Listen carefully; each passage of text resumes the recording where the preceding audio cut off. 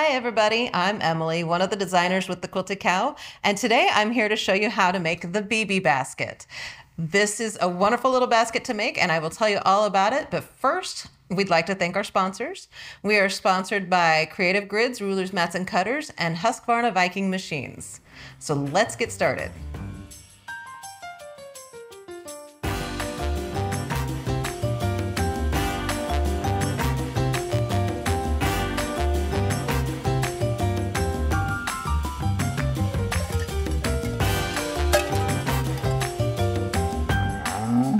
All right, so this Bibi basket is super cute and really pretty easy to make. There's a few steps to it that we're gonna go over today, and that will help you out with the making of this basket. It is a great little basket that you can use on your picnic table. So you can use liquid vinyl for the lining fabric. And we do have a video on how to apply liquid vinyl and the reasons why you would wanna use it. We're gonna check out the link below. So if you use it as a little picnic basket, you can put your silverwares in this side, put some napkins on this side or your condiments or however you need to do it. We also can use it in, let's say, your sewing studio. If you have a bunch of tools that you want to use, that you want to store in here, anything really that you want to store in this basket will work out perfect. So I really enjoyed making this and I hope that you will too. So head on over to thequiltedcow.com. Grab yourself a kit. Make sure that you pick up the pattern as well. The pattern is sold separately. So let's get started with this. Now, the first thing that we're going to do is we're going to go ahead and cut our fabrics and our foam so that it is the size that we need, and we're going to quilt that. And I've got a couple pieces that I've already quilted right here, and I've also already trimmed out the 3-inch corners on the bottom corners.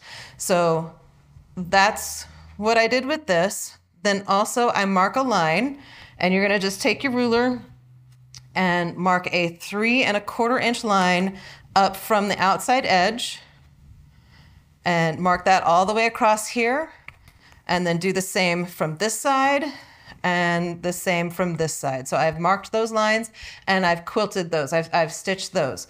So those are gone ahead and marked and quilted. Then also each individual piece, you're gonna go around and go ahead and zigzag stitch all the way around inside of the corners of each of these pieces, and that's gonna help compress the seam allowance. It's also gonna help keep your fabric from fraying and getting away from you while you're making this basket. All right, so once I've got that done, the next thing I'm gonna do is I'm gonna lay these right sides together and I'm gonna sew 1/4 inch seam allowance down each side and across the bottom. So you only wanna do the sides and the bottom at this point.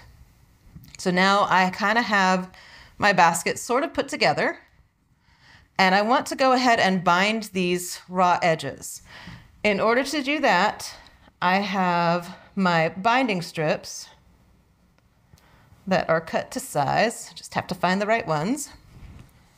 Now, there's a couple of ways that you can go about doing this. The first way is to go ahead and place your binding strip right side down along the edge and sew 1/4 inch all the way down. So once we've got that sewn 1/4 inch on here, then I like to just finger press it open and then fold it over about 1/4 inch and then fold it over again right here to cover up your raw edges, just right there. And then come back and sew right on top of that line right there. And then you're gonna box the corners. Now, when you box the corners, you're going to just pinch that corner together. You're gonna line up your 2 seam allowances and then make them go the opposite directions. So one of them is gonna lay to the right, one of them is gonna lay to the left. And then also on the other side, it's gonna be opposite that. So this one is gonna lay down flat this way. Once you've got that squished together, your seams lined up, so 1/4 inch all the way down. And this time we're gonna bind it, and this time the strip is gonna be wider than this. This is gonna finish off that raw edge, and it's also gonna finish off your 2 edges right here. All right, so now that I've got that done, now I'm gonna fold this up. Once again, just finger pressing it is fine. And you'll notice that I started from the top and I'm folding over towards the bottom. You can do it the other way. It just depends on how you feel about it. It's not gonna make that big of a difference. But I'm gonna fold up that 1/4 inch here and then wrap this around the edge of that seam. So you see how I've wrapped that around? Once I get that, then I'm gonna fold this over, fold the long raw edge over, and fold again over that raw edge of that seam. And then I'm gonna clip this. So let me take this to the machine, get this stitched down, and I'll be right back. And then the inside of our basket is going to be finished. So all of our raw edges are finished off now. The only thing left to finish off is the top binding. So whenever I do this, I like to sew the binding on because it matches the lining. I like to sew the binding onto the outside of the bag first and then roll it over the top. You can use your iron and press it really good, but roll it over the top and then top stitch in the ditch of the binding on the outside and catch that edge on the inside. All right, so my binding is now all the way attached, and all I'm gonna do is roll it up and over. Now you can take this to the iron once again, press it if you want. For me, finger pressing works just fine. You do want it to be as neat as possible, so you wanna make sure that you get it kinda even. In the process of that, as you fold it over, you do wanna make sure that that fold extends a little bit over where your seam allowance is here. All right, so once I get this clipped, I'm gonna take it to my machine and stitch in the ditch from the outside. So I'm looking here on the outside and I wanna just make sure I'm staying in that ditch so that it's gonna hide the threads on the outside, and using a matching thread to the lining fabric is gonna make sure that it all disappears and it folds over nicely.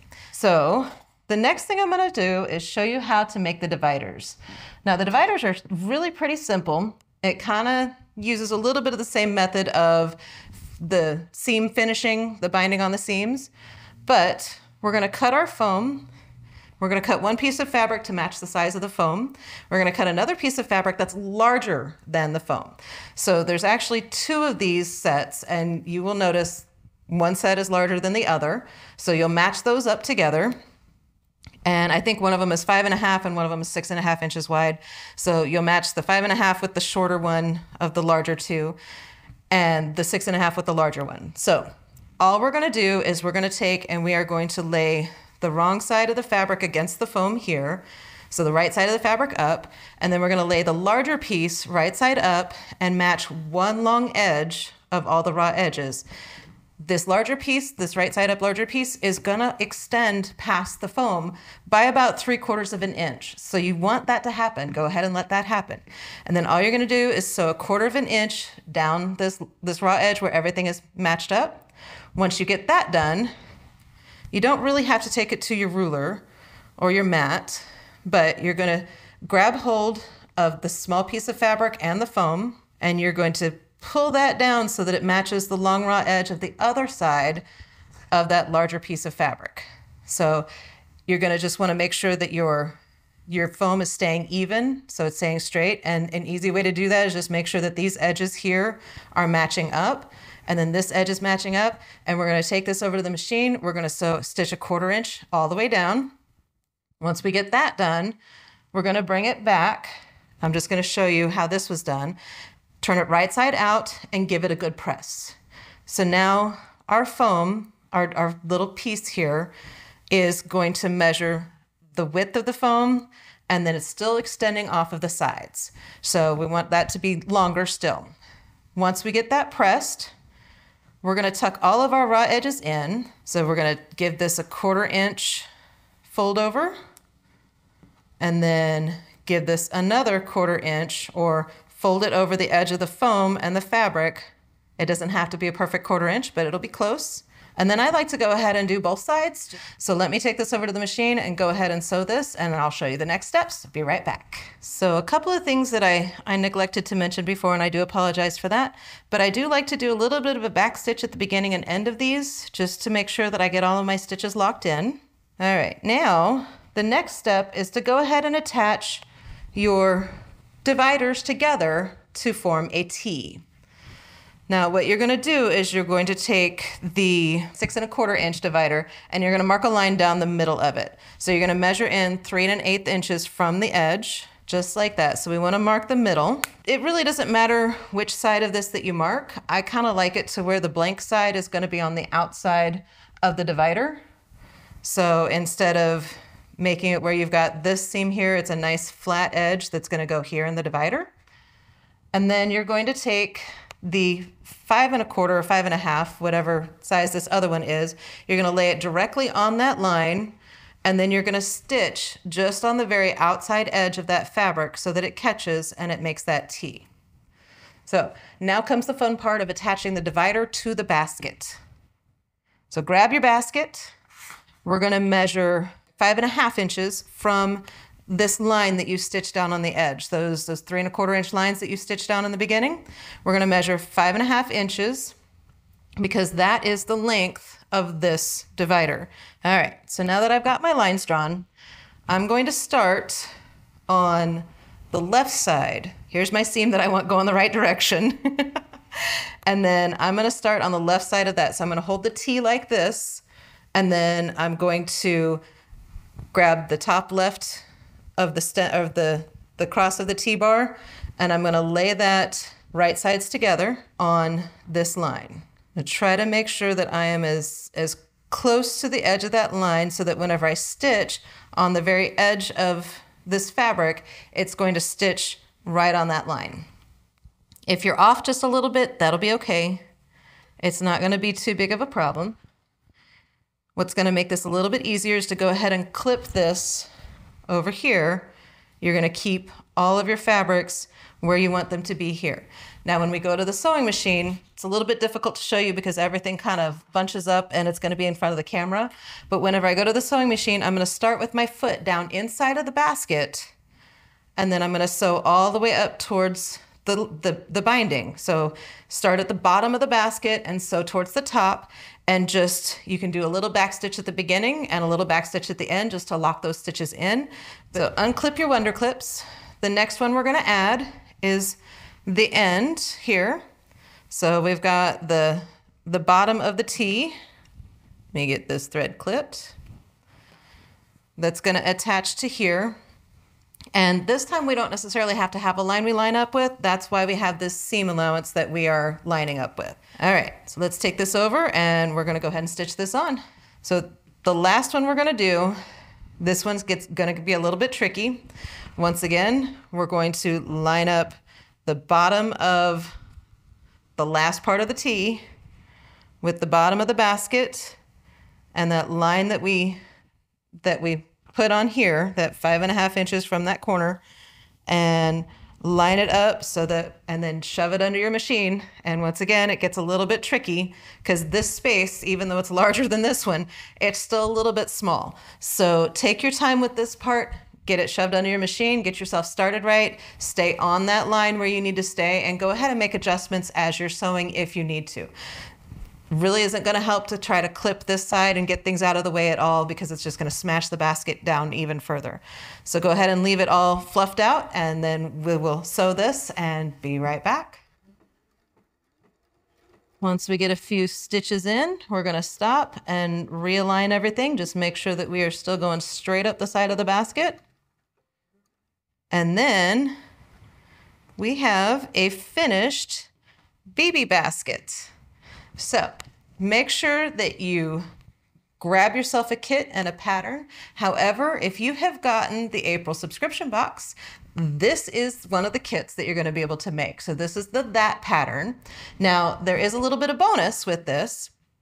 Bonus is you're going to have enough of the outside fabric left out of your kit to be able to make 2 of these cute little small fold and store baskets. And these baskets are super cute. Now you can either choose to make it all out of the same fabric, which means your binding is also out of the outside fabric here, or you can use the lining fabric. There's going to be enough lining fabric left over to be able to do your bindings with that lining fabric. So it'll just add a little contrast, a little extra added to that. So we do have a video on how to make these small fold and store baskets. Check out the link below. It will be in the description box. The link to that video will be available there. So this is what you're going to be able to make with the that project out of the subscription box. So make sure that you either go to the website, grab yourself a subscription box if you don't already have one, or find yourself a kit, Find yourself the pattern, make sure that you can make that. The kit will only be enough to make this basket. It will not have enough to make these small fold and store baskets. Only the BB basket. All right, so appreciate you watching. Make sure you click like and subscribe down below.